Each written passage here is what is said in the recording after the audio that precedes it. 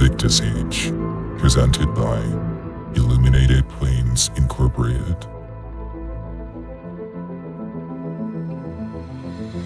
The planet has been driven apart by the Semper apocalypse of the 23rd century, a time for humanity that felt would never end.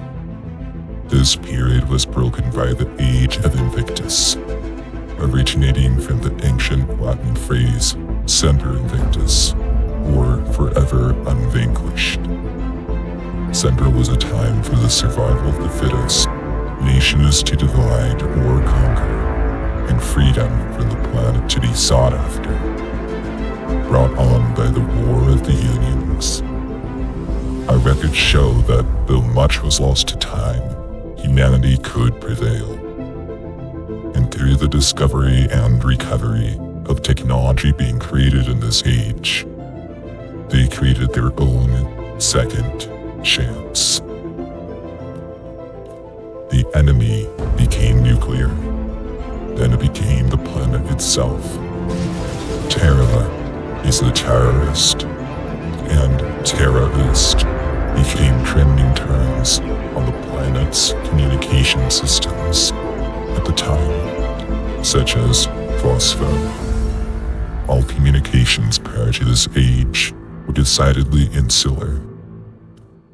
Though one's own existence was at the forefront of each individual's mind, so too were the nation's leaders, which is predominantly what individual nations had become all too focused on. Shifting of ozone waste was being pushed to other countries on the interstellar level.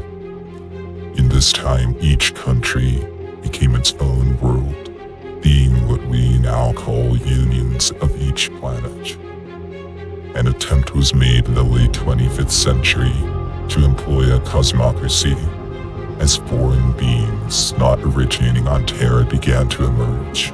This was a moment in which Terra Astra originators developed a time of kinship. Unfortunately, this did not last long, once it was revealed to be a hoax by the Union of Pyongyaba, commencing the Second War of Unions. They hold fast that they were never responsible for the hoax, and locked down their orbit from any union outside of their own. When Terra exploded in 2700, it became clear that there was no hope of repair to the nations. But, as a result of this explosion, it carried these original Terrarians much closer.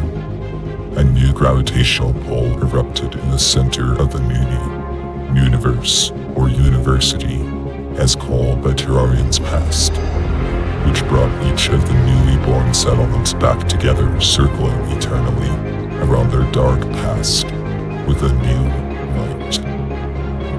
The day of the Big Bang was heard around the Nini, destroying several unions of the original Afrikaans and Iskens in its wake, and desecrating several others closest to the Force. Many citizens who survived this cosmic event claim to have heard fire ringing in their ears, an alarm, then silence. It was like I was in a dream, running alongside the Terrarians. I could hear them. My thought is with the relatives of those who remained.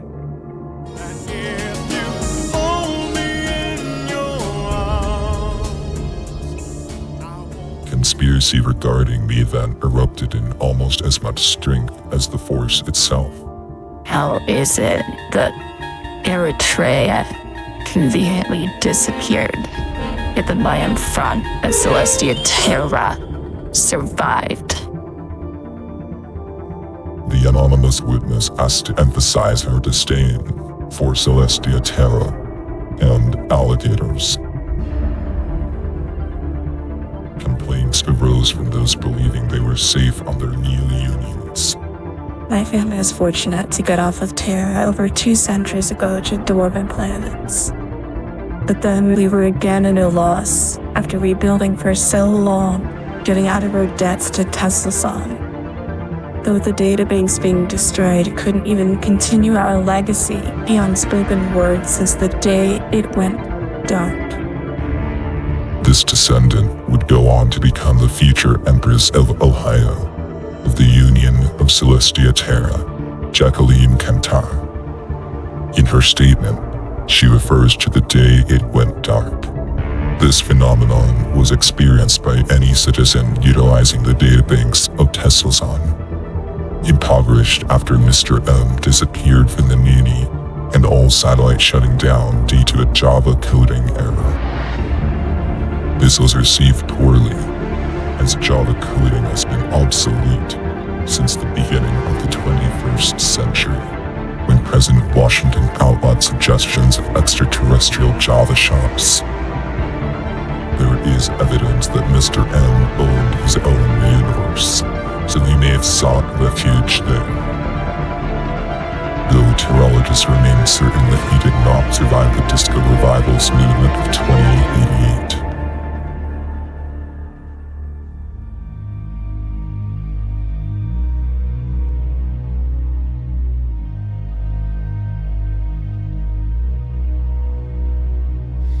Wind howls in my hair, the world stops.